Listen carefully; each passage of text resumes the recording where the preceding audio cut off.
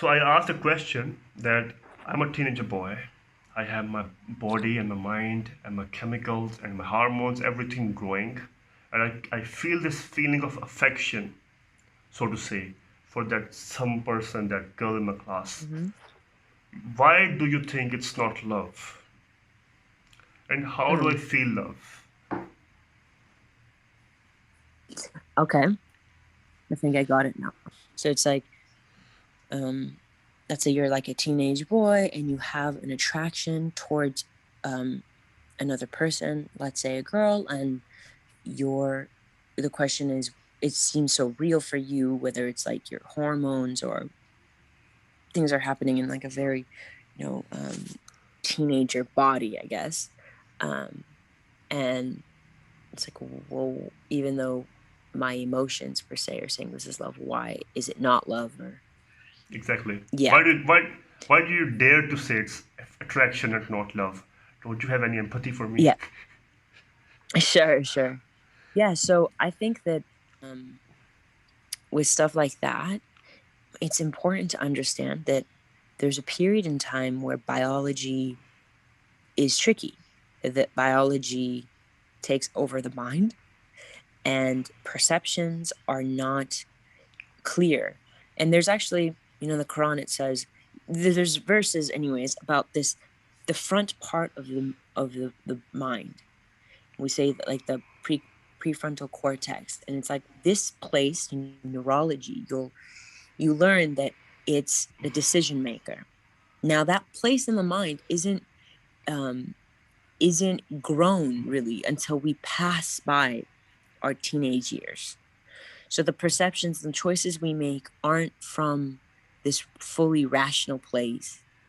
It's ruled by the body. It's almost like this animalistic stage we have that's ruled by desire. And so the Quran's not void of speaking to that place. You know, it says, do not live by like an animal. Don't live by your desires. It's actually interesting because a lot of people are wondering the order of the Quran is a common question. Oh, why did it start not chronologically? Why did it start with the Fatiha, and then it went all the way to Baqarah, and then it went this way, that way? And so one of the mystics say that the Quran starts with the opening of the heart, and then it goes right into the cow, Baqarah. And there are verses about the cow and the cattle in the Quran, which is interesting because essentially it's like it refers people who close their eyes to the cow. Why? If you've ever, I don't know if you've been to farmlands, but if you ever drive past a cow, it doesn't get spooked, meaning it doesn't get scared. You could like you motorcycle, nothing, it doesn't move. But if you do that with a horse, it jumps. A goat jumps, sheep jumps, cow doesn't. And so it's essentially saying that it is dumb, deaf, blind to message, the cow. Then so it starts, you go Fatiha, open the heart, the cow. What does it end with the Quran? Nas, the people. It's saying like essentially that the journey of the Quran is to make you from your animalistic ego, refine you to being a true human being. And so here you have a bodily response. Now you're going to think, oh, wow, this is real. Everything about this feels real. So that's where connecting to faith and saying, like, I trust God. I trust restraint. There's a reason this has been paved. Like, there's a reason. The God who created me knows what's best for me. So that's where, like, one of the reasons we have Ramadan, and people always say, oh, yeah, restraint. And you hold back from eating, and then you can face all your attachments and desires. All true.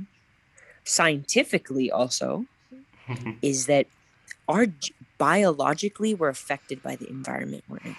Biologically, genes turn on and off. Like when you're in a different difficult situation or environment that's different than your normal norm, your genes turn on and off. Like you're literally affected by the environment. Allah brings you Ramadan wherever you live in the world. You can't travel, you can't do different things, you're stuck in the same job, you can't change your biology. He brings you Ramadan every year to change your environment, to change you, to physically, literally change you. So if you're having emotions that are like all over the place, this Ramadan helps to refine you. Also, the environment you put yourself in. You could choose to take that teenager body that's so sensitive to the smallest stimuli and put that body in environments that will not serve you because you don't have that much control. So that's where it's really important to find environments that keep you safe, whether that's like a mosque group or a group of, you know, if it's brothers that are like you're all really close to each other, play sports, whatever it is. If it's a group of girls, then it's like a place where you can be safe together in your thoughts and your be vulnerable to share. But it's like you understand you need a cocooning. It's a space of cocooning that you need.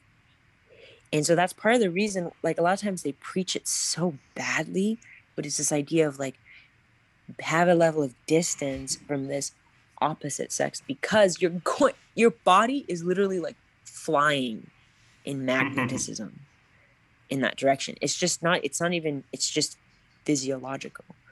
So knowing that, if you know that to be true, don't judge your people. A lot of times teenagers judge themselves like crazy for having, I'm so bad. I must not be good Muslim. Like it's your, this is part of God created you this way so you could turn to him. So don't turn to yourself to solve it and don't turn to yourself in shame. Just turn to God. It's normal Okay. what you're going through, you know?